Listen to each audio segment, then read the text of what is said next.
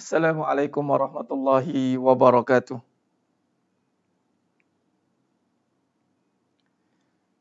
Bismillahirrahmanirrahim. Innal hamdalillah nahmaduhu wa nasta'inuhu wa nastaghfiruh wa na'udzu billahi min shururi anfusina wa min sayyiati a'malina. May yahdihillahu fala mudhillalah wa may yudlil fala hadiyalah. Asyhadu an la ilaha illallah wahdahu la syarikalah wa asyhadu anna Muhammadan 'abduhu wa rasuluh. Allahumma shalli ala Muhammad wa ala ali Muhammad. Rabbi yasir wa la tu'asir bitammim bil khair. Rabbi shrah li sadri wa yassir li amri wahlul 'uqdatam min lisani yafqahu qawli. Allahumma iftah alaina hikmataka wanshur alaina min khazaini rahmatika ya arhamar rahimin. Al-Malikul Quddus Salamul Mu'minul Muhaiminul Azizul Jabbarul Mutakabbir. Subhanallah ya amma yusyrikun. Wallahul khaliqul bari'ul musawwirul lahul asmaul husna. Yusabbihu lahu ma fis samawati wal ardi wa huwal azizul hakim. Wala haula wala quwwata illa billahil aliyyil azim. Wala manja minallah illa ilaih. Amma ba'du. Sidang jemaah yang dirahmati Allah Subhanahu wa taala, mudah-mudahan kita semua tergolong dalam golongan hamba-hambanya yang benar-benar bersyukur. Amin ya rabbal alamin. Untuk memberkati lagi majlis kita pada malam yang penuh barakah ini, kita mulakan dengan Ummul Kitab Al-Fatihah. A'udzu billahi minasy syaithanir rajim. Bismillahirrahmanirrahim. Alhamdulillahi rabbil alamin. Ar-Rahmanir Rahim. Maliki yaumiddin. Iyyaka na'budu wa iyyaka nasta'in. Ihdinas siratal mustaqim. Siratal ladzina an'amta 'alaihim ghairil maghdubi 'alaihim waladdallin. Amin. Amin, amin, amin ya rabbal alamin. Alhamdulillah summa alhamdulillah kulli ni'mah. Alhamdulillah lagi sekali kita dapat bersiaran pada malam yang penuh barakah ni dalam siri kuliah pengajian online.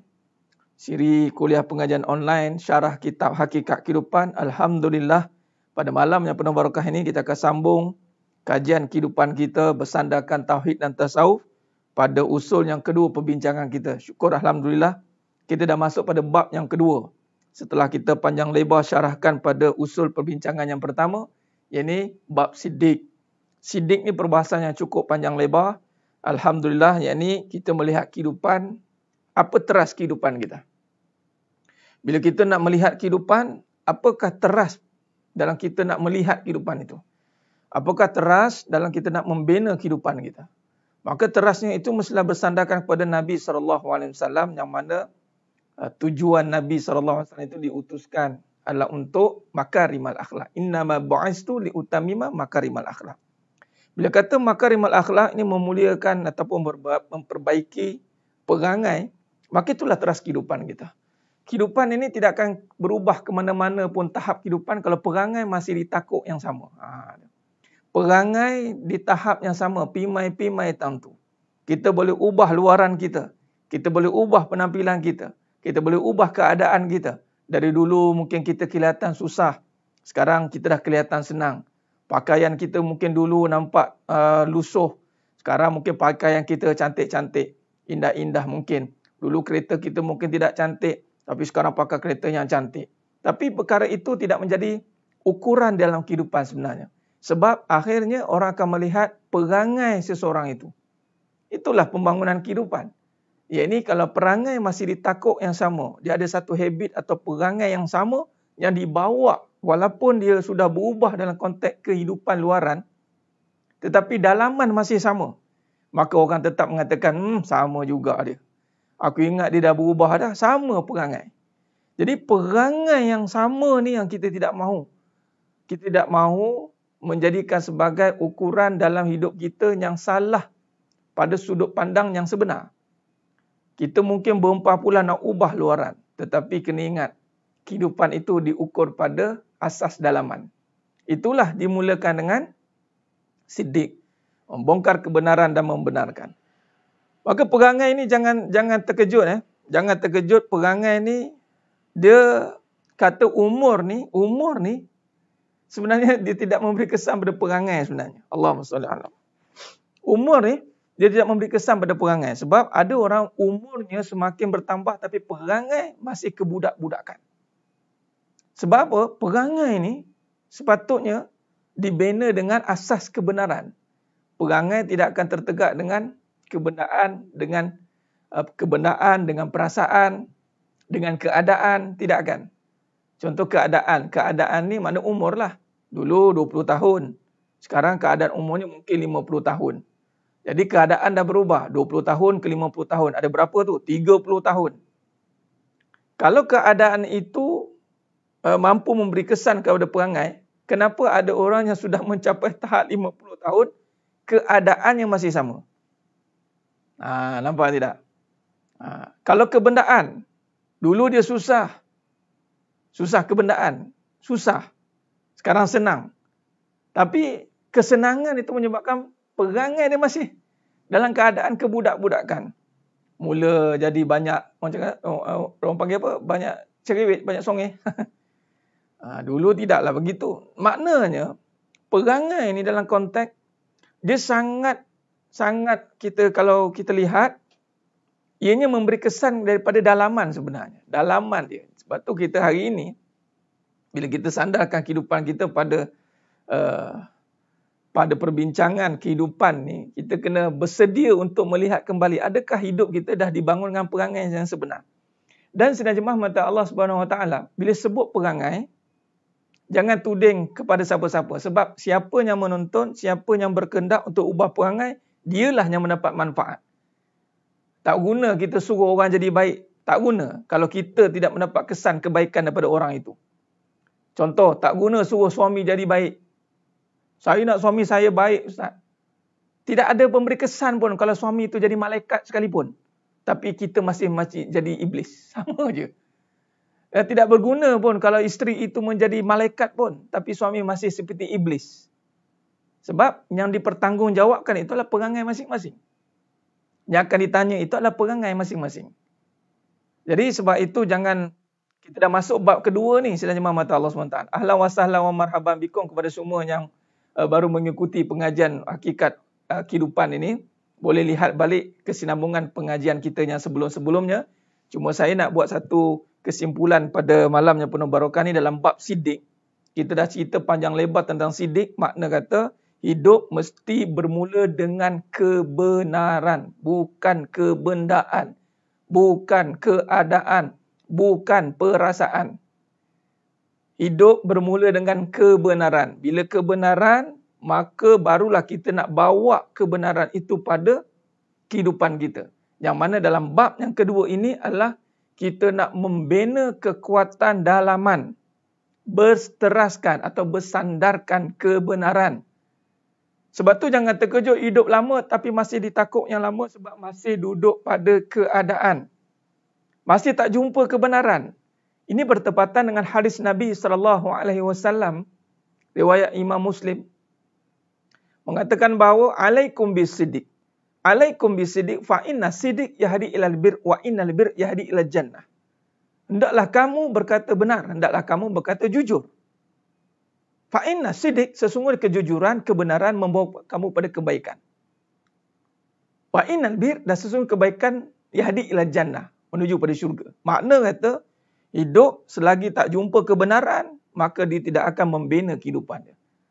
Dia tidak akan mampu buat kebaikan. Sebab tu jangan terkejut hidup dah lama masih ditakut yang sama, malah kehidupannya masih menghampiri kekecewaan, kehancuran, kerosakan, permusuhan, macam-macam yang kita akan temui. Allahu Akbar. Jadi sedang jemaah mata Allah SWT. Sebab tu dalam saya tulis dalam kenyataan di wall di Facebook, saya tulis apa? Jika benar kita orang beriman. Kebenaran itu dengan iman. Jika benar kita orang beriman, jika benar kita orang beriman, tiada lagi pergaduhan, tiada lagi permusuhan, tiada lagi persengketaan, tiada lagi ugutan, tiada lagi perebutan, tiada lagi. Kerana apa? Sebab orang beriman ada ketenangan. Jadi ketenangan itulah asas kebenaran. Orang yang jumpa kebenaran pasti bertemu ketenangan. Bila dah tenang baru boleh buat kerja. Dia tenang ni bukan pada penghujung, tenang ni pada permulaan. Permulaan mesti dengan ketenangan. Mesti dengan ketenangan. Kalau kita tak mula dengan ketenangan, maka kita tak akan jumpa kebaikan. Takkan jumpa. Jadi sebenarnya mata Allah SWT. Alhamdulillah. Jadi pada malam yang penuh barakah ni, seperti mana yang kita bincangkan pada malam ini, kita akan sambung kajian kita dalam bab bagaimana nak meneruskan. Kita dah faham tentang kebenaran, maka bagaimana yang dikatakan hari ini apabila kita dah dapat faham kebenaran. Dan kebenaran ni sebenarnya panjang lagi perbincangannya.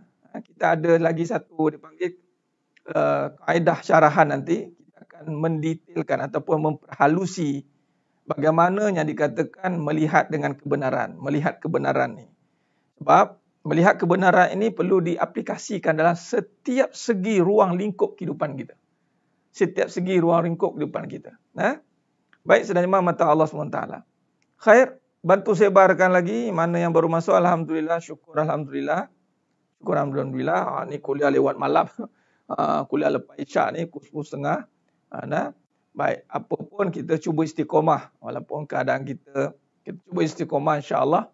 Bagaimana kita meneruskan perbincangan kita ini agar dapatlah iktibar dan natijah daripada perbahasan hakikat kehidupan ini.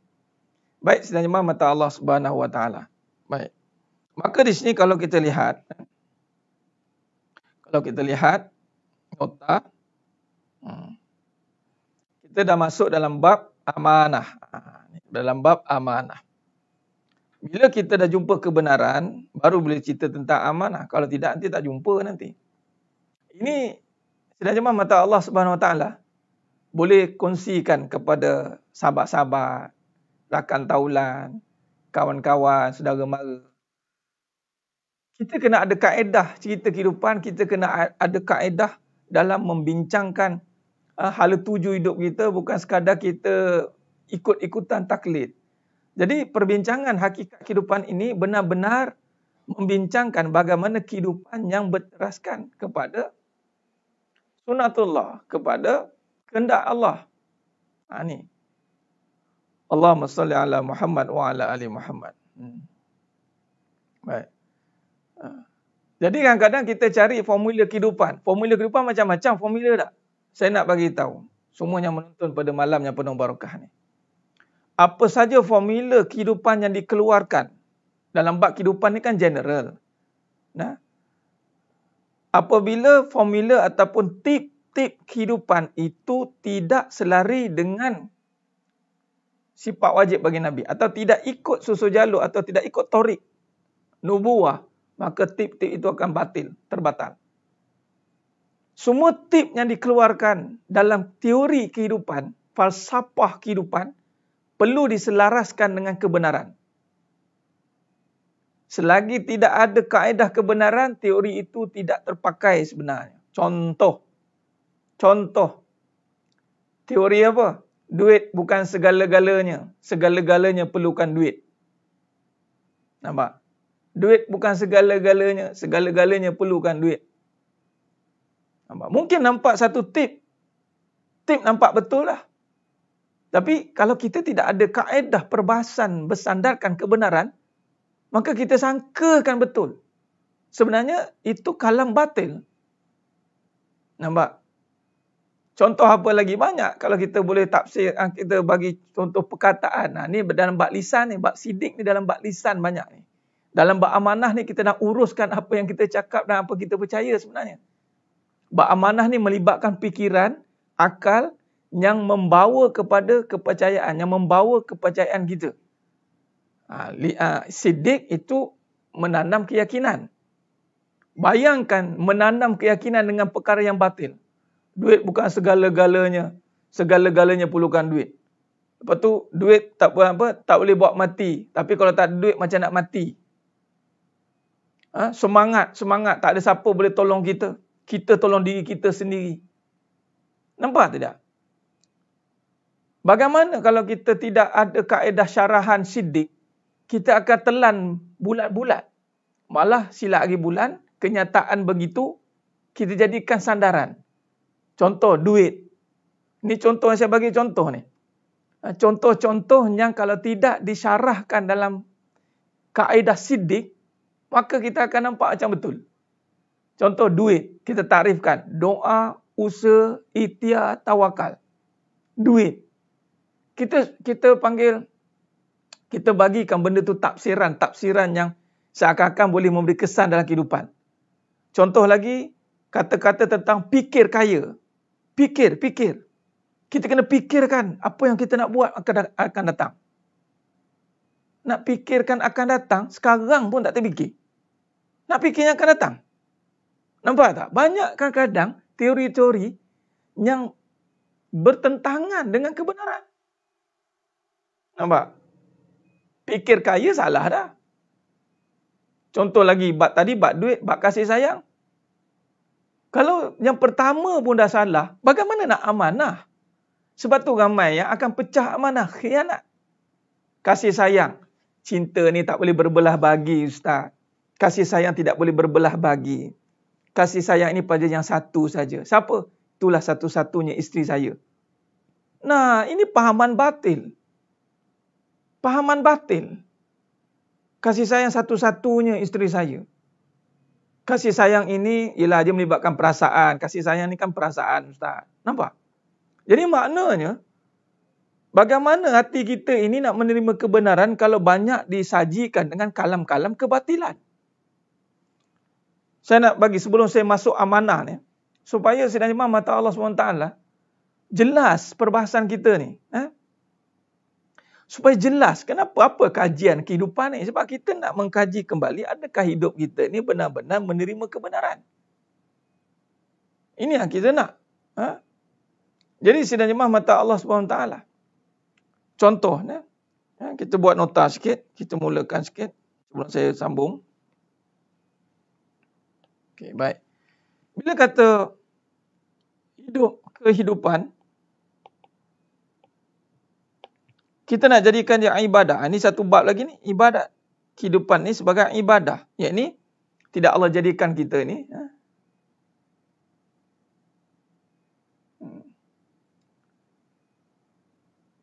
Nampak?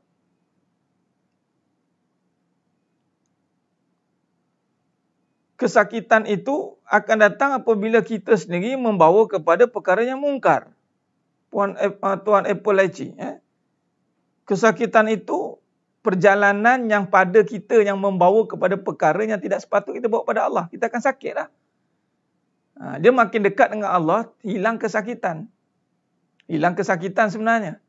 Tapi kalau kita bawa kepada Allah, kita jumpa Allah dengan membawa kepada kebendaan. Contoh. Nampak? Contoh dari Tuan Appalachie. Nanti saya bagi contoh. Baik, sekarang cuba tengok sini dulu. Contoh. Hidup untuk ibadat. Ibadat ni maknanya penyerahan diri. Saya ambil salah satu perkataan ataupun kalam ulama yang menyatakan penyerahan diri. Serah diri. Ibadah ni maksudnya serah diri. Mana serah diri pada siapa? Allah. Baik. Bila kata hidup ni berserah diri pada Allah, maka Allah suruh ikut Nabi. Nabi Muhammad SAW dah serah diri pada Allah kan? Bila serah diri pada Allah, maka ikut Nabi lah. Bila ikut Nabi, maka kita kena ikut 4 sifat wajib bagi Nabi. Siddiq, amanah, fatonah, tabligh. Baik. Dalam bab siddiq, ini adalah bab yang bicaranya adalah tentang iman. Bab yakin. Bab ikhlas. Bab takwa. Ni siddiq. Baik. Jadi dalam kehidupan kita ini mesti berada, semua benda ini mesti ada dalam kehidupan. Baik, maksudnya bayangkan kehidupan tidak dimulakan dengan iman. Nampak? Kehidupan tidak dimulakan dengan iman. Iman bicaranya tentang Al-Quran. Iman bicara tentang Al-Quran. Al-Quran ni apa? Kalamullah. Al-Quran lah kalamullah. Al-Quran, iman, berbicara soal kalamullah. Sebab tu Al-Quran termasuk perbincangan iman. Dan kalamullah, Al-Quran cerita tentang siapa? Tentang Allah. Dan ini, bila kalam iman, iman duduk di mana? Tasdiqu bil qalbi. Ni kita buat murajaah bagi mungkin yang ada yang baru, yang mengikuti. InsyaAllah. Kita buat murajaah, it's okay. Tak ada masalah. Fazakir fa'inna zikra tanfa'ul mu'minin. Kita ulang dan ulang dan ulang. Supaya faham. Benar-benar biar putus. Mengaji sampai putus. Sampai jazam. Jazam yang jelas. Supaya tidak lagi gharar. Supaya tidak lagi keliru. Biar tahu dan bukan sekadar tahu. Biar faham dan hayati. Maka hidup mesti dengan iman. Sebab apa dengan iman? Sebab ini ikut Nabi. Nabi bermula dengan siddiq. Siddiq. Ini siddiq ni. Dalam qalbi. Baik. Saya nak kaitkan dengan perbincangan kita. Nampak? Yang nak lolap tu maknanya tak lama dah tu. 3 kali Jumaat. Bangun-bangun. Pergi basuh muka. Pergi buat kopi. Pengajian begini memang kita buat pengajian tengah malam. Apa malam kita habis awal. Don't worry. Baik. Kehidupan. Al-Quran cerita tentang Allah, kalamullah, iman dalam hati. Hati atau jiwa. Jiwa. Jiwa ni, dia bukan cerita tentang perasaan. Tak ada. Bukan. Jiwa bukan cerita tentang keadaan. Jiwa bukan cerita tentang kebendaan. Ni saya nak tekankan ni. Sebab tu kita ada asas. Kita bercakap ada teras, ada asas. Bukannya suka hati, suka-suka kita kata jangan ikut perasaan, jangan. Memang tak boleh. Sebab bila kita mula hidup dengan jiwa, jiwa kena kembalikan kepada perbahasan yang hak. Jiwa ni perbahasan yang hak. Perbahasan yang hak ni adalah luar daripada perbincangan tentang perasaan. Luar daripada perbincangan perasaan. Dia tidak bercerita tentang 3 perkara ini. Bukan. Nampak? Kalau kita hari ini, jiwa, kalau masih berbicara soal perasaan, perasaan ni apa Ustaz? Perasaan dia berbicara soal, dia ada kaitan. Perasaan ni dia akan berbicara soal keadaan, bicara soal kebendaan.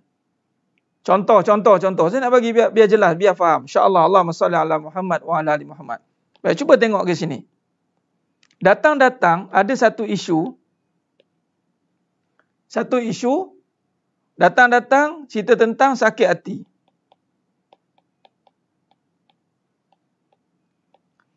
Bagi tahu tentang sakit hati dia. Ataupun nak sebut sakit jiwa tak berani pula. Sebab nanti kan jadi orang gila kan. Sebutlah sakit hati. Sebenarnya sakit jiwa. Jiwa saya sakit Ustaz. Tapi sebab tak tergamak nak sebut sakit jiwa. Takut dia hantar ke hospital Tanjung Rambutan. Kan, sakit jiwa. Jadi dia sebut sakit hati. Saya sakit hati lah Ustaz. Okey, baik. Tengoklah. Bila sebut sakit hati, biasanya dia akan cerita tentang apa? Dia akan cerita tentang keadaan. Adakah patut? Nampak? Saya ni sebagai seorang isteri, diabaikan Ustaz. Adakah patut?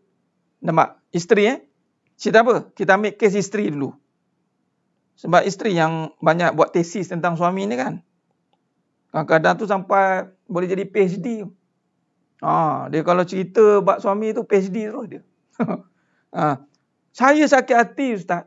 Sebab suami saya, bila sebut suami saya tu keadaan dah. Suami saya tidak berlaku adil pada saya. Keadaan kan. Bila sebut keadaan, biasanya dia akan tidak puas hati. Dia cerita tentang keadaan. Habis Ustaz, macam mana nak buat dengan suami saya? Keadaan lagi. Tak, sepatutnya suami ni kan kena bertanggungjawab keadaan lagi. Suami ni kan kena, dia mula suami. Dia lupa, dia tak nampak dia ni. Peranan isteri ni apa? Nampak? Dia tak nak kedepankan diri dan bila sebut kedepankan diri, bila sebut nak kedepankan diri isteri itu, dia mesti cerita tentang jiwa dia. Tapi dia tak nak, dia alih kepada keadaan. Bila beralih pada keadaan, itu akan mengganggu perasaan. Nak pula keadaan yang tidak menyebelahi dia. Keadaan yang tidak menyebelahi dia. Keadaan yang buruk.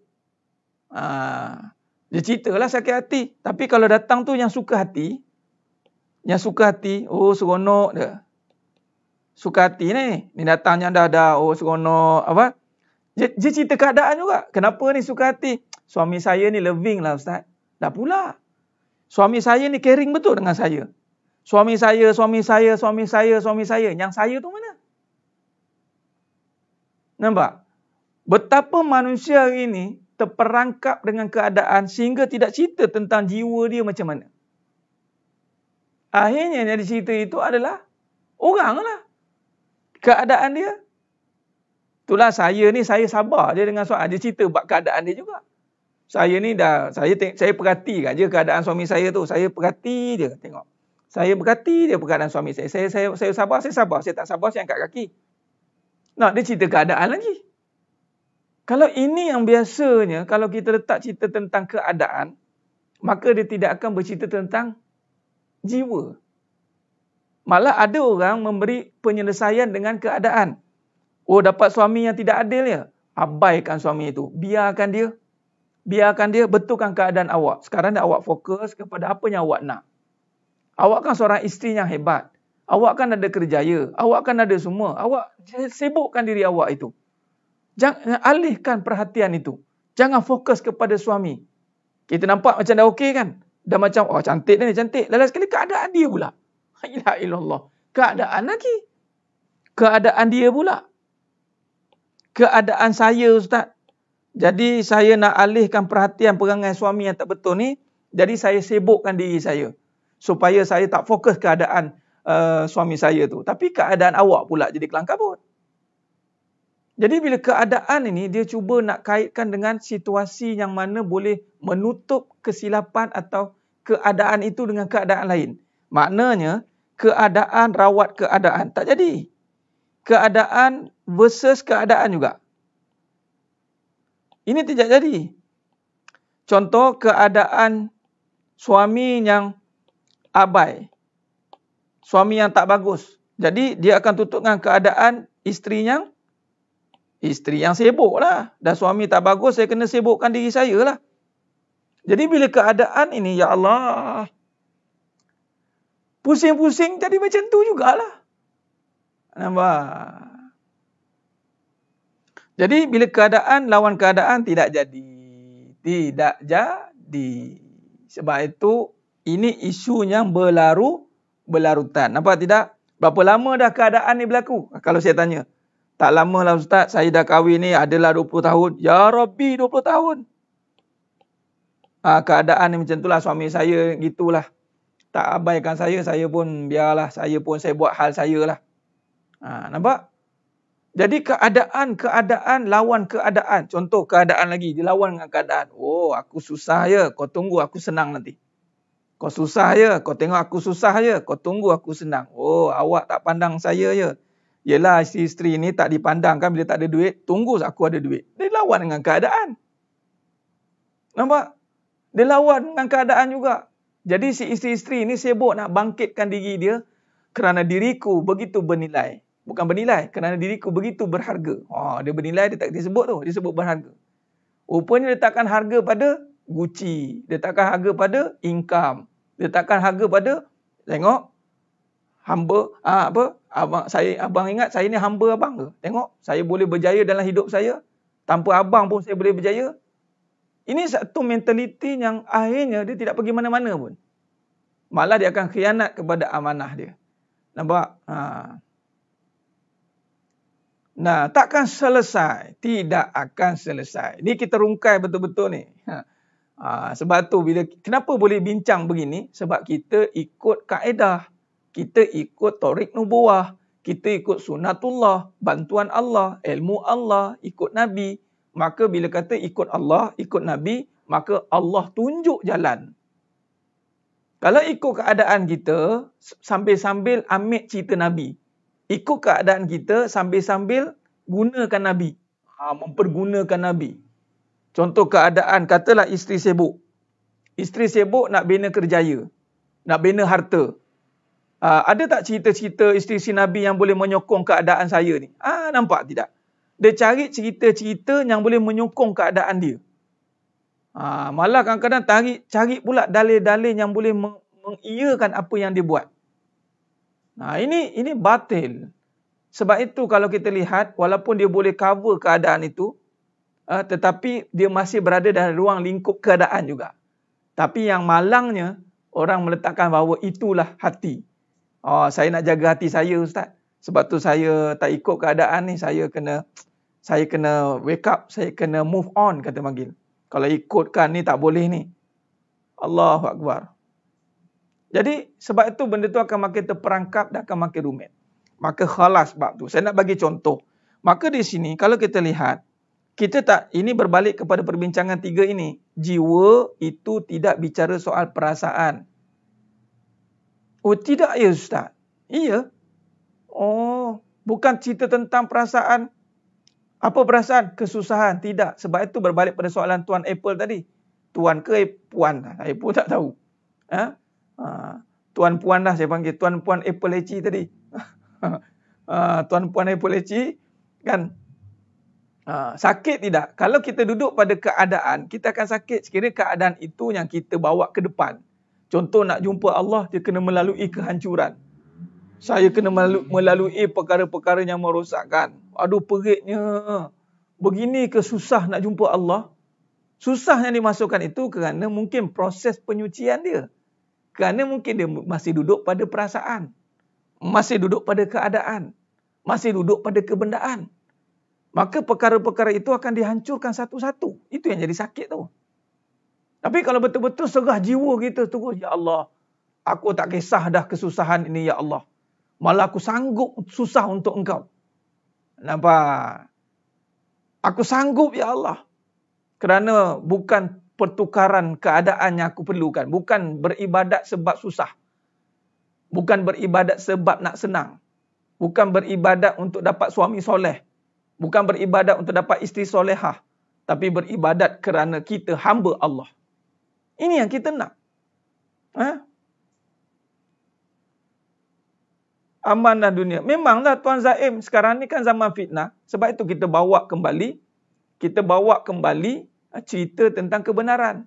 Kenapa Nabi boleh bina zaman aman? Islam tu aman, orang beriman tu aman. Maka kalau masih ada pertelingkahan, permusuhan, perdebatan, perebutan, maknanya imannya masih teruji.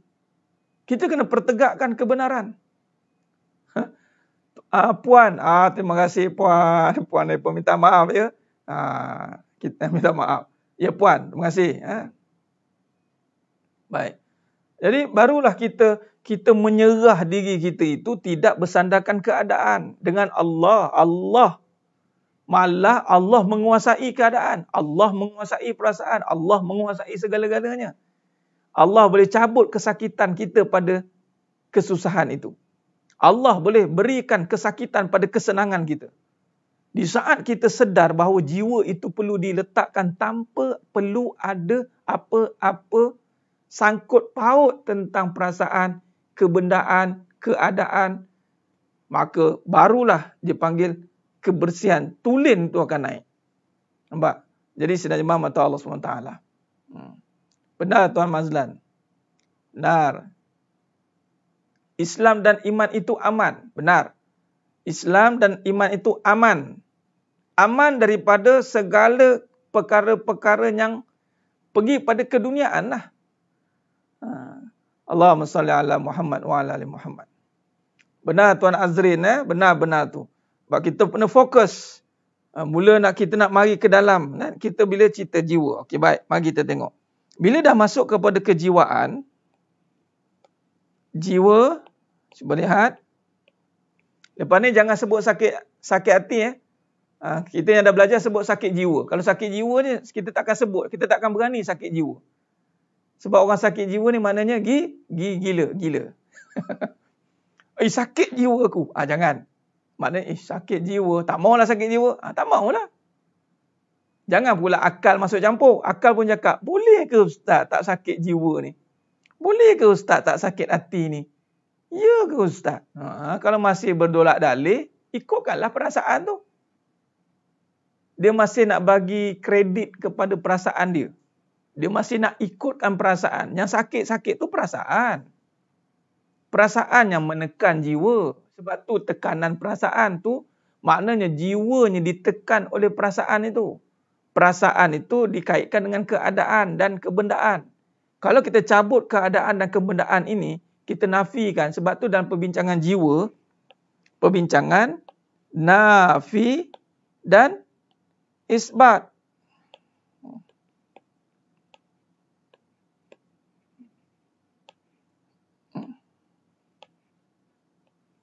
Kita bagi la ilaha illallah. Jiwa cerita tentang meletakkan kembali kalimah thayyibah la ini. Kita nak menidakkan, menafikan dan mengiyakan. Kita buat gitulah ringkasannya. Menafikan. Apa menafikan? Nafikan kembali semua perkara yang kita nak tadi. Sebenarnya jiwa ni, Allah dah cerita saya suka kita buat murojaah ya. Kita buat murojaah insya-Allah. Jiwa ni wa nafsin wa ma sawaha, surah Asy-Syams. Wa nafsin wa ma sawaha, demi jiwa dan seluruh penyempurnaannya. Jiwa ni dah sempurna. Jiwa itu bicara soal rasa. Rasa bicara soal sifat. Sifat yang Allah tiupkan, sifat kasih sayang. Sifat kaya. Sifat kuat. Sifat mana lagi? Bijak. Ilmu.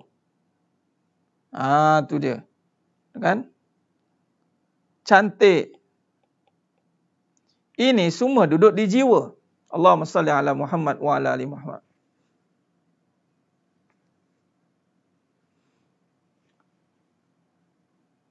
Ya Tuan Haji Muhammad Fauzi, tak apa. Kita tak perlukan ramai yang tengok. Kita sampaikan saja kebenaran. InsyaAllah. Terima kasih buat watch party. Bagus-bagus. Sebarkan saja kebenaran. Benar Ustaz Muhammad. Sifat is love forever. Tu dia bahasa Jawa. Everlasting Ustaz, tambah lagi. Everlasting. Tu dia. Jadi sifat ini ghairi hisab, kekal. Sepatutnya sifat ni kekal. Tetapi kita tidak nafikan. Kita tak nafikan sifat ini. Kita letakkan pada apa? Kita letakkan pada perasaan terus. Kita terus letak pada perasaan. Perasaan ini kita letakkan pada kebendaan. Maka contoh kasih sayang. Sayang pada suami. Suami lah kebendaan ni. Sayang pada isteri. Kasih sayang tu ada pada isteri. Kita tak nafikan. Bila tak nafikan, di situlah datangnya kehancuran. Jiwa akan sakit. Patutnya nafikan. Tiada ada sayang pada suami. Sayang ada hanya pada Allah. Kaitkan balik. Illallah. Jiwa nakkan rasa yang benar. Illallah. Tiada ada sayang pada suami. Sayang ada hanya pada Allah. Tiada ada kaya pada harta. Kaya ada hanya pada Allah. Tiada ada kuat pada benda. Kuat hanya ada pada Allah. Tiada ada kuat pada diri. Boleh tak pada diri juga. Tiada ada sayang pada diri. Sayang ada hanya pada Allah. Tiada ada cantik pada rupa. Cantik hanya ada pada Allah. Tiada ada. La maujud bihaqqi illallah. Itu perbincangan jiwa. Bila perbincangan jiwa, mana ada sempat kita nak tengok keadaan kita yang susah. Keadaan kita yang sakit. Keadaan kita yang dipinggirkan. Keadaan kita yang penuh dengan kesukaran. Dah dinafikan. Tiada ada sakit, tiada ada mudarat pada susah. Mudarat hanya ada pada Allah. Ada susah lagi? Ada risau tentang kesusahan? Anda ingat saya ada masa untuk sakit kepala? Tak ada dah. Sebab kita dah kembalikan. Tiada ada mudarat pada susah. Mudarat hanya ada pada Allah. Bila ada pada Allah, la yaduru ma'asmi syai'un fil ardi wala fis sama' wa huwas sami'un alim. Kerja hati, kerja jiwa adalah mentaukidkan. Ini memantapkan, memahamkan, meletakkan, dipanggil membenarkan. Itu kerja-kerja hati. Kena buat selalu tu. Sidang jemaah mata Allah SWT. Maka sebab itu kalau kita lihat perbincangan dalam bab amanah, bila kita sebut amanah,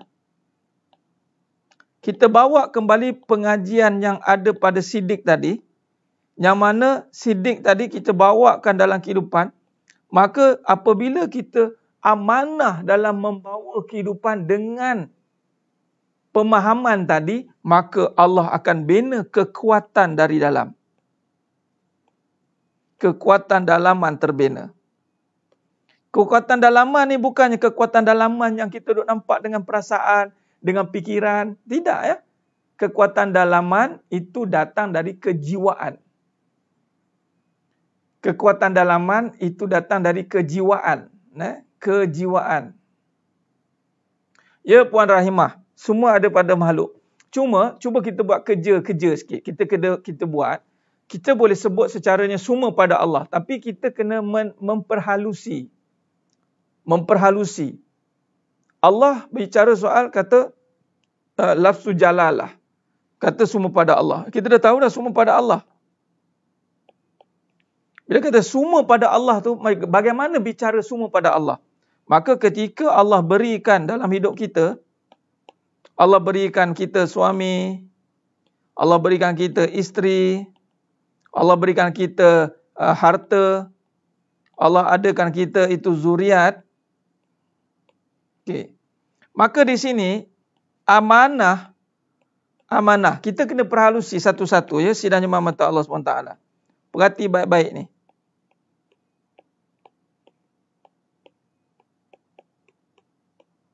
Baik, perhati baik-baik. Dalam bab ini sidang jemaah mata Allah SWT, apa kata? Memang kita sebut semua dari Allah, tapi kita kena gunakan. Di sini gunakan datang bab amanah ni. Bab amanah ni akan bicara soal bagaimana akal yang Allah berikan itu untuk memikirkan. Ni akal ni. Akal ni, mana sinilah. Okey. Akal ni kita nak merenung, dia panggil tafakur. Kembali segala kejadian ni. Tu amanah. Tu amanah ni. Amanah ni akan masuk cerita bab akal atau minda. Baru minda tu berjalan. Minda.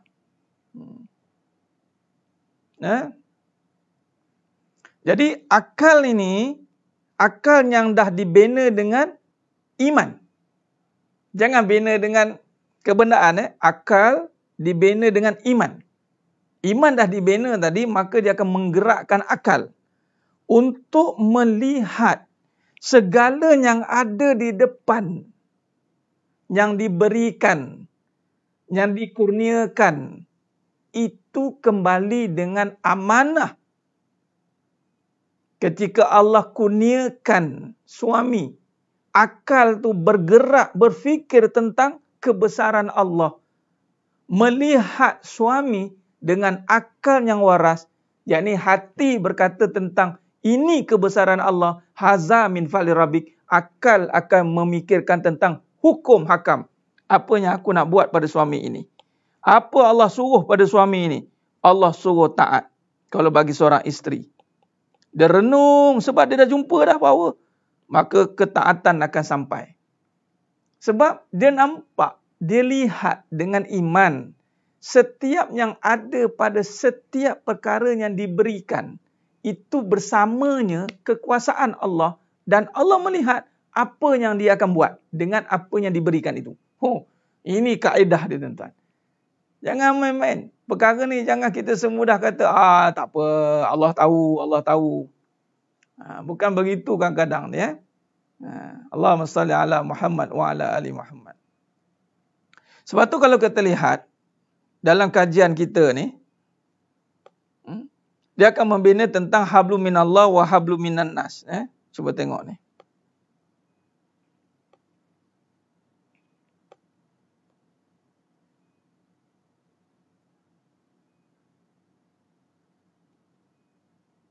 Okey. Dia akan pergi kepada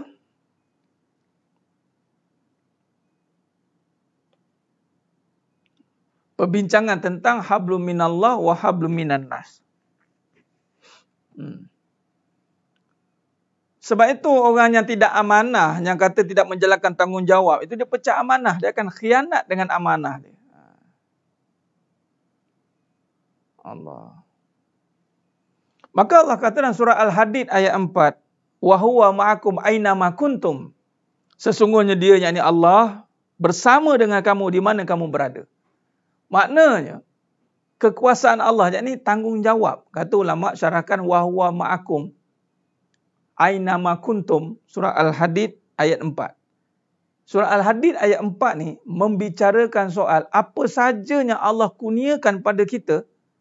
Allah bersama mengetahui apa yang ada pada kita itu, sama ada kita nak menjalankan amanah atau nak mengkhianati amanah itu. Hati-hati, setiap orang akan dipertanggungjawabkan amanah itu. Allahumma salli ala Muhammad wa ala ali Muhammad. Ya, muka surat 94. Muka surat 94. Itu kitab baru edisi lama surat berapa dah? Allah, saya tak bawa kitab edisi lama. Baik. Dan Allah berfirman lagi dalam surah Al-Qaf ayat 16. Bahawa sesungguhnya kami lebih dekat kepadanya dari urat semerih, yakni urat lehermu. Maknanya kita nak bagi tahu dalam bab amanah ni, ketika Allah datangkan, Allah jadikan bagi diri kita, Allah jadikan suami untuk siapa? Untuk isteri. Untuk isteri lah. Allah jadikan isteri untuk siapa? Untuk suami. Kenapa Allah jadikan untuk suami? Contoh, untuk suami menjalankan amanah. Sebab suami ni untuk Allah. Isteri untuk Allah. Kita ni untuk Allah. Allah jadikan dunia untuk kita, tapi kita untuk Allah. Sebab tu perbincangannya hablum minallah. Bila kata hablum minallah, maka ketika Allah jadikan isteri untuk suami, suami untuk Allah. Allah tanya balik isteri. Allah tanya balik suami, apa yang kamu buat pada isteri? Bukan main suka-suka buat, suka-suka tinggal, suka-suka. Tidak, bukan buat suka-suka. Itu namanya amanah. Akal yang waras, dia akan memikirkan segala suruhan dan tuntutan dan tanggungjawab. Betul, orang beriman, dia tak ada memikirkan tentang perasaan dia sedih ke, perkara-perkara perasaan. Malah dia mengawal perasaan dia. Tanggungjawab tetap dilaksanakan, yang ada hanya tanggungjawab. Begitu juga dengan seorang isteri. Isteri Allah jadikan suami untuk isteri. Ya, untuk isteri. Tapi isteri untuk Allah. Allah akan tanya isteri, apa yang kamu buat pada suami? Allah tak tanya suami. Allah tak tanya apa suami kamu buat pada kamu. Tak ada. Allah tanya apa yang kamu buat pada suami. Bukannya apa yang suami buat pada kamu. Apa pula nak tanya begitu? Tak masuk dalam skrip. Nah, sebab yang dekat dengan kita itu adalah kuasa Allah. Semua dirakamkan dalam diri kita. Baik-baik. Saya tulis balik, nota balik. Maknanya contoh gini. Bila kata pada diri suami dan isteri. Ini saya ambil suami isteri dulu lah ya. Okay. Baik, pada suami, pada isteri ini Allah kata kekuasaanku. Sama lah ni kekuasaanku ya. Ada bersama. Wahuwa ma'akum ainama kuntum. Kekuasaan aku bersama dengan kamu. Wahai isteri, wahai suami. Kamu tak boleh lari mana? Tak boleh. Okey, bila kekuasaan Allah ada bersama kita, apa konsep dia? Konsep dia begini. Dia konsep Allah cipta jadikan suami. Pada suami, Allah jadikan isteri. Nah, saya buat gambar rajah begini dulu ya. Okey, baik. Jadi sekarang ni, bila kata Allah yang jadikan suami, Allah jadikan isteri. Baik, jadi kalau ikut susun atur dia, susun jalur dia, sunnatullah. Sebab dalam bab amanah ni, kita akan tekankan tentang sunnatullah. Sunnatullah tu apa? Apa dia panggil SOP. SOP lah ni. Standard Operation Procedure. Apakah aturan Allah pada diri kita? Itu dia. Jadi maknanya, bagus Puan Anis Farina. Benar tu. Mengajuk dapat apa? Nanti muka macam jeruk tu. Berapa mengajuk? Muka macam jeruk. Lala sekali, kan tambah sendiri jadi apa? Tambah B depan. B jadi beruk. Jangan. Beruk pun cantik lagi. Baik. Isteri untuk suami. Isteri untuk suami. Tapi suami untuk Allah.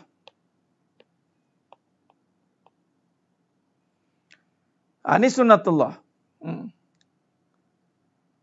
Bagi maknanya, bila kata untuk Allah, jadi bila ke bawah ni, kita cerita bab suami, jadi isteri ni akan jadi amanah.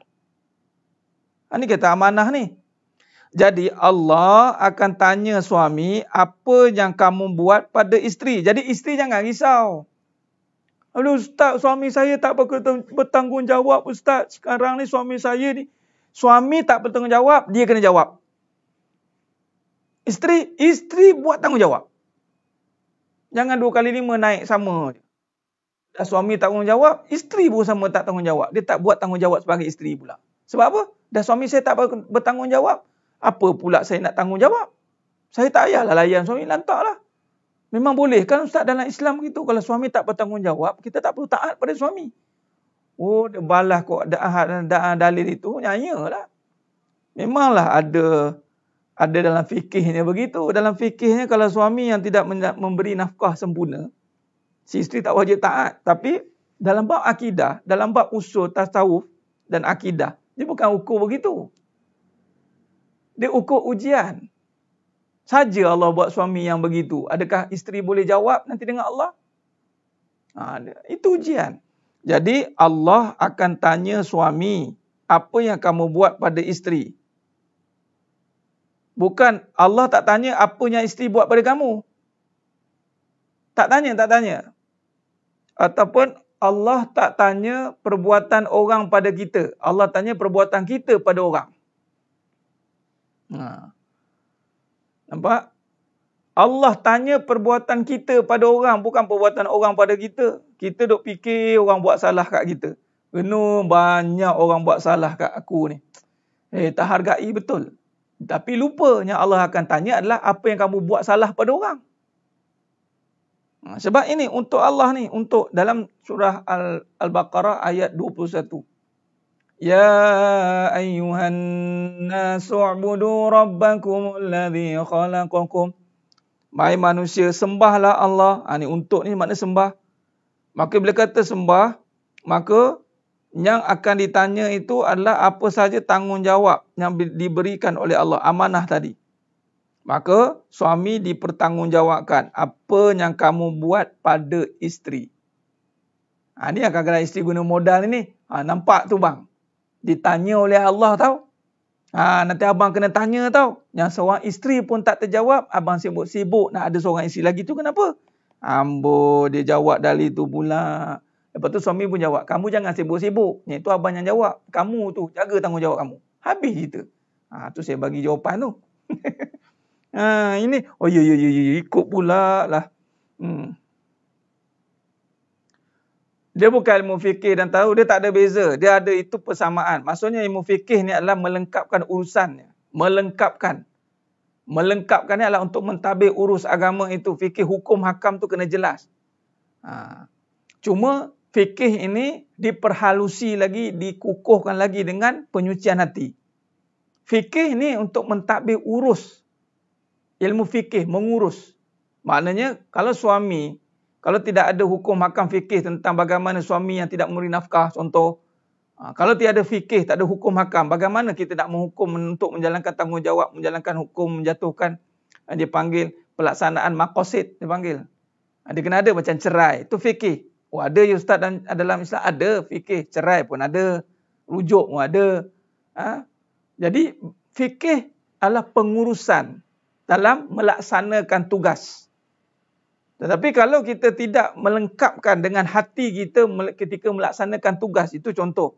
Saya tak nak taat dengan dia. Sebab, tapi dalam hati dia tidak selesai.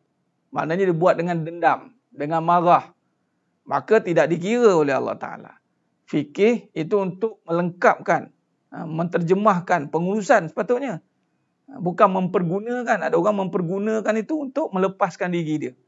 Contoh ya, cerai dibenarkan. Dalam fikih cerai dibenarkan. Tapi kerana dia ni dah hati dia tak nak bersihkan hati, dia kata tak ada, saya ni diri saya lah.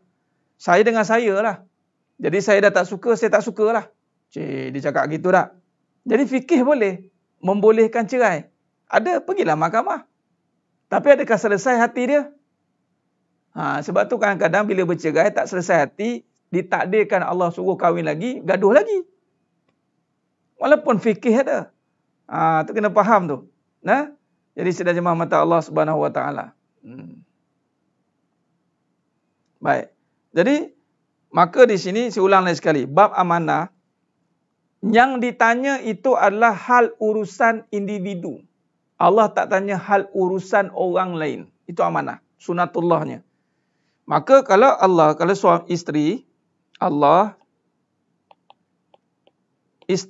jadikan isteri. Kemudian pada isteri Allah datangkan suami. Maka suami pun amanah bagi seorang isteri. Allah, isteri untuk Allah. Suami untuk isteri. Untuk isteri dapat apa saja yang telah diberikan oleh agama. Allahumma salli ala Muhammad wa ala ali Muhammad. Baik, maknanya, sekiranya suami ini jahat. Sebab ada orang tak faham. Suami jahat, Allah bukan tanya apa yang suami buat pada kamu. Allah tak tanya. Allah tanya apa yang kamu buat dengan suami yang jahat ini. Malaikat pun tanya. Wahai jemaah, katanya. Jemaah juga dapat nama. Nasib lah. Suami kamu jahat. Apa yang kamu buat dengan suami kamu tu? Sebab apa? Sebab memang fama ya'mal misqala dzarratin khairan yarah wa ma ya'mal misqala dzarratin syarran yarah. Maknanya setiap orang akan dipertanggungjawab satu-satu Allah tanya. Allah tak tanya tentang orang, Allah tanya tentang diri kita pada orang. Apa yang kamu buat jemaah dengan suami kamu yang jahat tu? Saya siku suami saya. Saya tinju dia. Saya tak tahan. Kita kena pertahankan hak. Saya belajar taekwondo. Saya tinju sekali, berubah suami saya. Suami berubah dengan tinju. Tinju tu kena hukum. Tu je. Kamu mana-mana tinju suami kamu tu kenapa? Yelah, saya ada perasaan. Saya bukan binatang. Lepas tu malaikat menjawab. Dah memang kamu tu bukan binatang. Siapa suruh samakan dengan binatang? Kamu tu khalifah. Kena jawab-jawab dengan malaikat. Ya. Di alam kubur, nanti dah tak ada masa nak jawab-menjawab. Silat jawab ke dalam terus. Kat dunia bolehlah kita jawab-menjawab. Ya. Nampak? Jadi, suami jahat itu ramai fokus dengan suami jahat. Soalnya, apa yang isteri kena buat dengan suami jahat? Sama ada dia kena, saya sabar, saya tak melawan, saya pergi daftar, saya pergi filekan, saya pergi jumpa orang yang arif, saya buat laporan. Jawablah. Jangan, saya tak ni, saya bergaduh, saya tinggi suara. Dia tinggi suara sekali, saya 10 kali tinggi suara. Dia tak kenal saya siapa. Amboi. Action dengan suami. Jawablah dengan malaikat nanti. Jawab nanti. Munkar Nakir datang, tanya soalan. Tanya Munkar Nakir. Soalan, tak ada kasih can. Bagi antara ibu bapa dan suami kepada siapa yang lagi haru berbakti, khidmat kepada orang yang ada kaitan dengan ibu bapa. Apa waris? Waris. Ibu bapa ada waris tidak? Ada. Waris. Bagi yang dah tak ada suami, maka berbalik pada mak ayah. Mak ayah dah tak ada, waris. Pergi lihat waris-waris yang ada. Berkhidmatlah dengan waris. Dah? Allahumma salli ala Muhammad wa ala ali Muhammad. Nah, jadi jelas.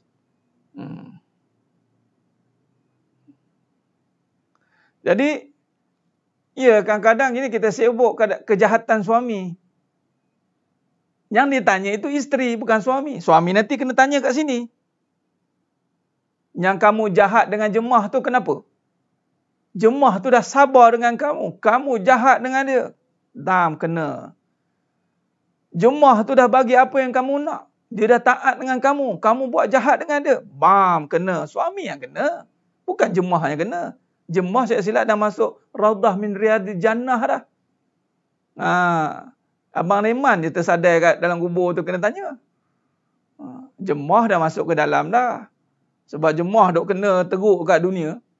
Kerana Abang Leman yang ada genetik on. Genetik suami on. Suami Fir'aun. On kan. Maka si jemaah ni ada genetik Asia. Si jemaah ni ada genetik Asia. Bila ada genetik Asia, maknanya sifat-sifat sabarnya itu mengatasi kesusahan dia, mengatasi kehendak dia. Maka si jemaah ni yang mana berinspirasikan Asia ni, maka Raudah min Riyadil Jannah dah. Si Abang Leman yang ada genetik on ni tersadai dengan mungkar nangkir. Sebab itu fokus kepada peranan masing-masing. Jangan distract. Jangan hilang kewarasan akal. Akal ni kena dipandu dengan iman. Itulah perbahasan amanah. Kadang-kadang kita hilang kewarasan akal ni kerana iman kita tidak yakin dengan Allah Ta'ala. Tak yakin. Allahumma salli ala Muhammad. Waalaikumsalam. Jika pernah menyakiti hati suami tapi suami dah ampunkan kerana adakah masih dipersoalkan Ustaz? Baik, soal dipersoalkan ini kita jangan timbulkan lagi. Sekarang ni sekiranya kita dah sedar, maka gantikan dengan kebaikan. Maka Allah Ta'ala sajalah yang akan menentukan akan disoalkan atau tidak. Maka sekiranya sudah sedar dan suami dah ampunkan, maka cover balik dengan kebaikan. Itu kata Allah Ta'ala. Nampak? Kan jemaah tu kaki tinju, apa saya ada? Itu kalau jemaah tu tinju. Contoh, jemaah tu juga ada tinjunya si Abang Leman. Walaupun Abang Leman tu sedar kerana ketinjuan si jemaah ni, sedarlah si Abang Leman ni kerana ditinju oleh jemaah. Jemaah tetap ditanya kerana kenapa kamu tinju suami kamu. Itu je. Okay. Setiap perkara yang lari daripada apa yang Allah suruh akan dikenakan. Baik, cover balik dengan kebaikan. Baik, itulah dia amanah. Allahumma salli ala Muhammad. Benar, Puan Evelina. Itu maksudnya orang yang kalau benar-benar beriman, dia tiada sangka buruk dah. Baik. Ustaz, ya Cikgu Jamilah, syurga bawa tapak kaki suami ya, tapi kalau suami yang jahat, perlukah suami taat pada... ini yang saya cerita tadi. Taat sebab Allah, bukan sebab suami baik atau jahat. Contoh isteri jahil. Suami tak reti nak ajak, isteri nak pergi belajar dengan suami tak izin. Bolehkah isteri taat pergi je ke pengajian agama? Bagus. Bagus soalan. Antara benda yang ada kelonggaran itu adalah apabila menuntut ilmu. Menuntut ilmu ni wajib. Tapi janganlah pergi menuntut ilmu bergaduh dulu dengan suami. Tak berkatlah pula. Cikgu Jamilah kan kalau adalah si Pulan itu nak pergi menuntut ilmu. Kerana geramnya pasal dia bergaduh dengan suami. Maka dia pergi menuntut ilmu. Menuntut ilmu ni kena hati bersih, hati lapang. Maka pandai-pandailah cakap dengan nada yang Allah suruh. Allah suruh buat baik. Walaupun suami jahat kan. Allah suruh buat baik kan. Buat baik ni berkatalah dengan baik, dengan nada yang baik. Sebab itu nanti Allah tanya. Cakap baik-baik. Bang, minta maaf bang. Minta maaf, izinkan saya keluar pergi ngaji boleh. Apa yang abang nak? Nak ini, gini. Sediakanlah. Walaupun datang-datang tu tinggal 5 minit, 10 minit lagi lah ustaz nak habis mengaji. Macam contohlah malam ni kan. Tengok, dah nak habis dah. Dapat juga pahala. Dapat juga pahala. Nampak? Waimah dulu pun sama juga. Zaman dulu, Sumayyah, Zinnirah. Itu nama-nama wanita yang hebat. Hamba abdi. Dapat bos, bukan suami. Bos yang menghalang dia untuk beriman. Tak ada peluang nak pergi ngaji. Siap suruh bunuh pula tu. Kamu murtad katanya. Lagilah. Tapi kerana si Sumayyah ini hatinya tetap dengan Allah, dia tak melawan bos dia. Dia okey dia. Dia diam, dia tak ada bergaduh, bergelut dengan bos dia, tak ada. Sama dengan Zinnirah pun sama. Baik. Jadi sekarang ni taat sebab Allah, jangan sebab suami. Kalau sebab suami tak taat lah. Kita taat, kita dapat. Siapa yang taat, dialah dapat. Walaupun dia tak dapat suami, tapi dia dapat syurga. Mana nak? Buat je lah. Kalau tak tahan, tukar suami. Habis cerita. Tu yang malas tu. Dah malas, sabar je lah. Kadang-kadang kita pelik kan. Kenapa kita dulu kahwin, kita boleh suka, kita tiba-tiba ujung-ujung tak boleh taat. Nampak sangat keikhlasan tu telah hilang. Kahwin dulu sebab apa? Kadang-kadang kita pelik. Allah bagi peluang kita kahwin bukan dengan orang yang kita benci.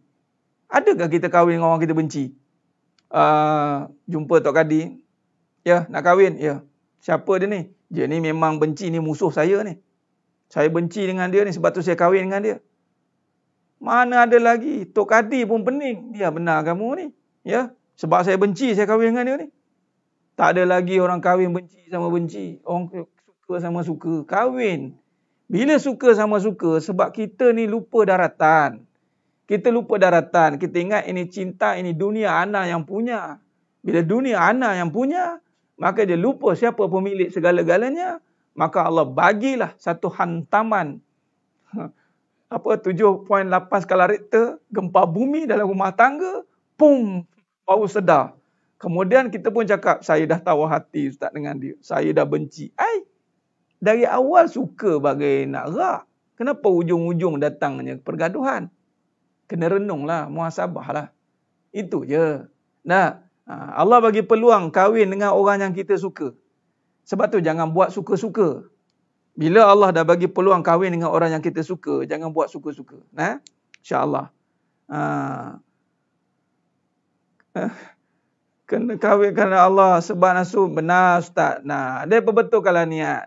Perbetulkan niat balik. Perbetulkan balik tujuan kita amanah. Suami amanah, isteri amanah, anak amanah, hidup amanah. Bila amanah, ikut apa yang Allah telah suruh. Khalas. Itu je. Memang akan datang benda yang berlawanan. Sebab nak uji iman lah. Kalau bagi semua benda semua okey je, bukanlah namanya Allah namakan ujian. Nampak? Baik. Jadi begitu caranya. Nah. Jadi kita kahwin, kita buat semua perkara itu adalah untuk melaksanakan tuntutan yang telah Allah taklifkan atas kita. Saya hanya menjalankan amanah. Saya kahwin dengan awak ni, contohkan saya kahwin dengan awak ni, contohkan. Tanya, cakap balik. Jah, dengar ni Jah. Abang cakap ni Jah. Jah pula, tadi jemah ni Jah pula. Jah dengar ni, abang cakap ni. Abang kahwin dengan kamu ni, abang nak jalankan amanah abang sebagai suami. Apa-apa kekurangan, kamu jangan marah Jah. Ya bang. Sama Jah pun kena cakap gitu. Bang, saya kahwin dengan abang ni, saya nak menjalankan amanah sebagai isteri, sebagai hamba Allah. Jangan kahwin, abang, saya nakkan kasih sayang daripada abang. Kalau itu diulang balik, peninglah. Abang, saya nakkan belayan, saya nakkan ni, dah habis lah. Kalau belum apa-apa lagi dah meminta, bagaimana nak menzahirkan amanah? Dah. Kena faham tu. Sidang Imam mata Allah SWT. Dah, insyaAllah. Ya, Masjid Ikhwaniyah Cerah Utama. Isnin, Allahumma salli ala Muhammad. Rabu minggu pertama. Rabu minggu pertama belum start lagi kuliah. Kenalah bulan 7, bulan 8 nanti insyaAllah. Kita jumpa nanti insyaAllah.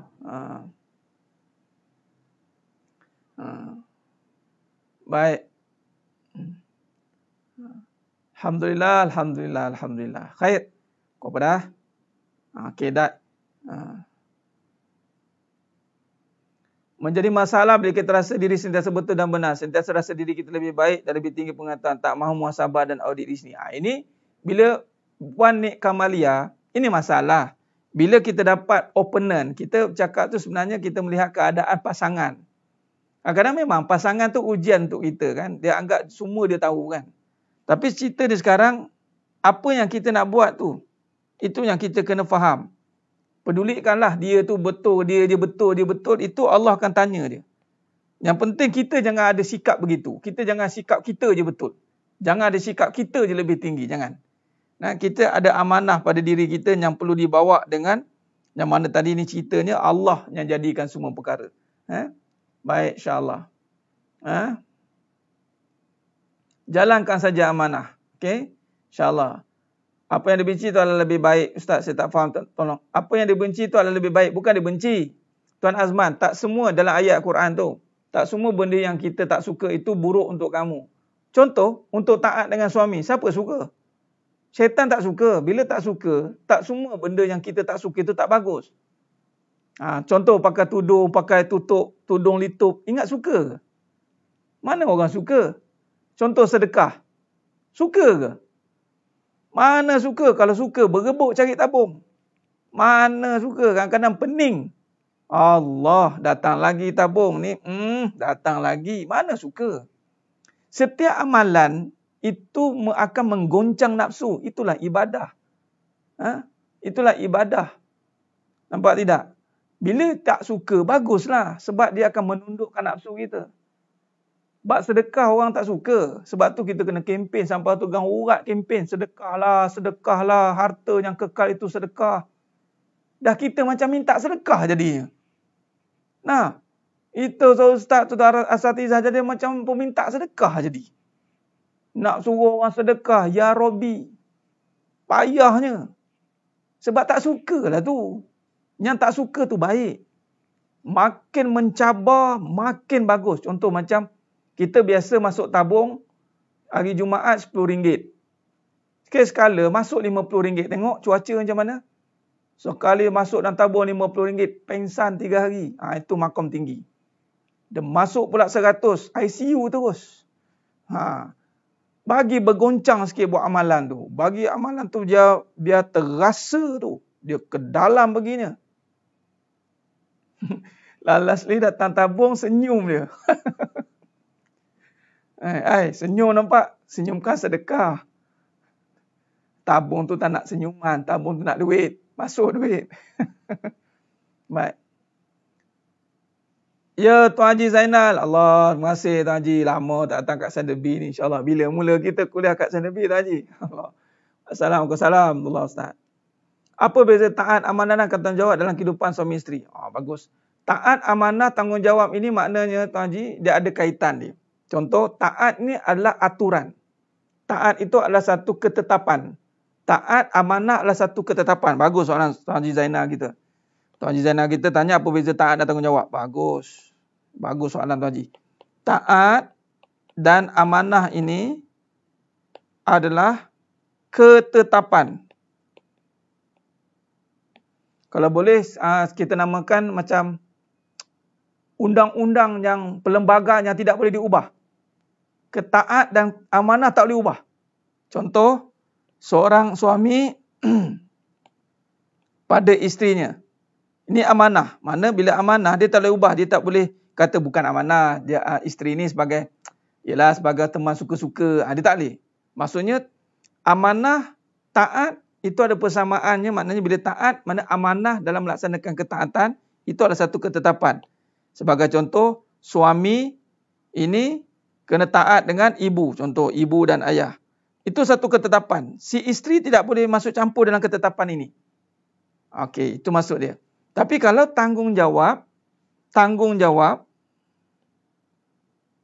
dia panggil taklif. Dia panggil taklif. Taklif ini maknanya, dia panggil suruhan. Dia panggil law. Undang-undang.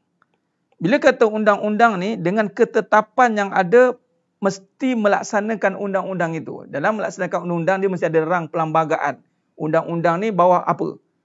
Undang-undang kata law, undang-undang section ni sekian, di bawah apa? Ketetapan apa? Ketetapan Majlis Keselamatan Negara, MKN. Itu MKN contoh, itu taat. Yang melaksanakan itu ada division dia. Division. Jadi tanggungjawab ni lebih dipanggil lebih spesifik, lebih khusus. Dia ada khusus. Contoh tanggungjawab pada suami. Apa? Tanggungjawab seorang isteri pada suami. Apa dia? Khusus. Dia beri perbuatan. Yang macam taat, ini satu ketetapan. Dia besar. Ketetapan. Taat. Itu taat. Taat pada Allah. Itu satu ketetapan. Maknanya, keseluruhan kena terima. Without any question. Tak boleh ubah. Tapi tanggungjawab ni mungkin boleh berubah. Gugur tanggungjawab. Sebagai contoh, seorang suami kahwin lagi. Tu dia kahwin lagi. Kahwin lagi. Jadi isteri yang kedua ini, sepatutnya suami ada tanggungjawab pada isteri kedua. Nafkah contoh dari segi rumah, kereta, nafkah lah. Tempat makan minum. Sekali isteri kata, abang, tanggungjawab itu abang tak perlu buat. Kita panggil tanzul haq, melepaskan tanggungjawab. Itu dibenarkan. Maknanya dia ada budi bicara. Tanggungjawab ni ada budi bicara. Macam isteri, bang saya tak mampu jalankan tanggungjawab kepada abang ni, saya penat bang, saya letih bang, macam mana? Okey, tak apa. Abang maafkan. Kalau macam tu bang, saya rasa berat tanggungjawab ni bang, rasa saya kena cari pembantu lah bang. Tambah seorang lagi.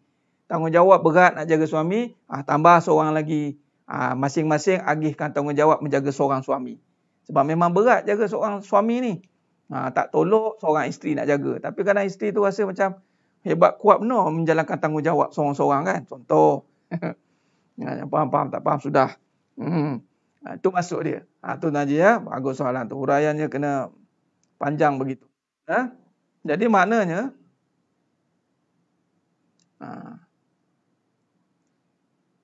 cerai perkara yang halal tapi dibenci. Ya Puan Nilam Sari. Dalam bab ni kenapa dibenci? Sebab penceraian ada yang berlaku dengan kebencian. Sebab itu yang benci. Contoh bergaduh, dua-dua bergaduh. Bercerai. Itu Allah benci sebenarnya. Tapi jaranglah nak jumpa bercerai yang tak bergaduh. Biasa bercerai mesti bergaduh. Jadi bergaduh tu benci. Sebab bila kebencian, dulu mula-mula suka. Lepas tu benci dua-dua. Itu Allah benci, itu Allah marah. Tapi ada penceraian yang mana tidak dibenci, maksudnya ada maslahah. Maslahah ni perbincangan, nak jumpa dengan mahkamah. Bukan dengan ikut emosi. Ada. Ini kes-kes terpencil. Bukan secara umum. Dia lain. Ada kes-kes terpencil. Yang mana mungkin ada satu-satu keadaan yang terpaksa yang dia kena berpisah. Bukan kerana kebencian, tapi kerana keadaan yang tidak mengizinkan. Mungkin kesihatan, mungkin keadaan yang memudaratkan jarak. Dia tak benci. Mungkin keadaan-keadaan itu, maka penceraian itu jalan terbaik. Yang dibenci ni, mula-mula suka. Lepas tu bergaduh, dua-dua cerita buruk sana, buruk sini. Itu yang dibenci sebenarnya. Tak semua. Itu umum tu, syarahnya begitu. Baik. Allahumma salli ala Muhammad wa ala ali Muhammad. Okey. Jadi begitu ketetapan. Tanzul haq melepaskan.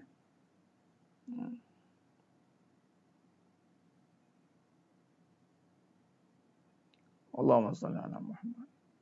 Baik. Jadi begitulah sikit sebanyak soalan tadi. Tentang Tuan Izan yang kata tadi bagaimana beza tanggungjawab dan ketaatan. Itu bagaimana perbezaannya.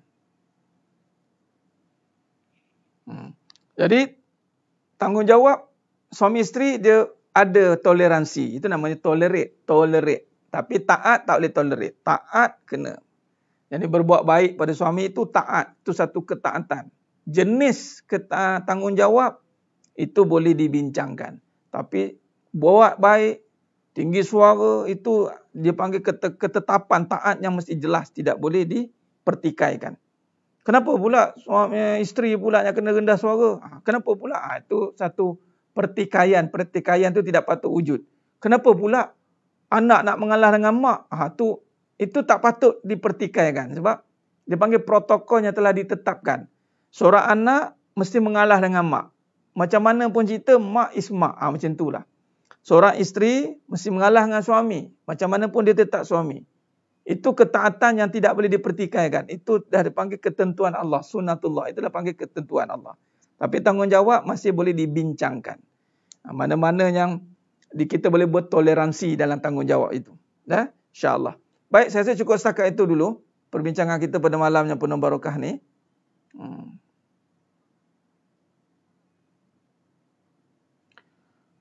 Nafkah duit belanja wajib bagi suami, tapi suami tak bagi pada isteri secara tetap. Dia nafkah ni bukan duit saja ya puan Cikgu Jamilah. Nafkah ni bukan duit. Dia bukan amount yang tetap. Nafkah bukanlah satu amount duit yang tetap. Nafkah ni ikut kemampuan suami sebenarnya. Kalau suami dah bagi tempat tinggal, makan minum, pakai, kemudian berikan belayan, iaitu zahir batin punya, layan dengan baik. Kalau dia tak bagi duit, pun tidak dikira sebab nafkah bukan duit. Mestilah. Kalau isteri tak reda, dia isteri ni jangan nampakkan bahawa macam seginilah. Seorang anak, saya lebih suka bagi contoh seorang anak dengan mak dia. Mak ni, seorang mak. Mak tak bagi tanggungjawab kepada anak. Anak kata apa? Tak apalah, aku reda dengan mak aku. Macam anak ni lebih besarlah tugasnya. Sedangkan mak tu yang lebih besar tugas. Jadi lebih kuranglah. Suami ni besar peranan dia. Patutnya kita kena, seorang isteri ni kena jelas lah. Suami tu dah syurga dah. Syurga ni bukan kata duit, nyawa nak bagi lagi sebenarnya. Kalau pandang dari sudut yang dipanggil suami syurga bagi seorang isteri. Kalau syurga ni, dia tak ada dah. Ya Allah, susahnya, tak apalah. Ya Allah, aku bagi duit ni. Dia tak ada berkira-kira dah sebenarnya. Untuk syurga ni, dia tak ada kira-kira begitu. Dia akan bagi segala-galanya untuk syurga. Dah? Selagi mana dia mampulah. InsyaAllah, kemampuan. Baik. Terima kasih Tuan Haji Zainal. Terima kasih sama-sama. Baik.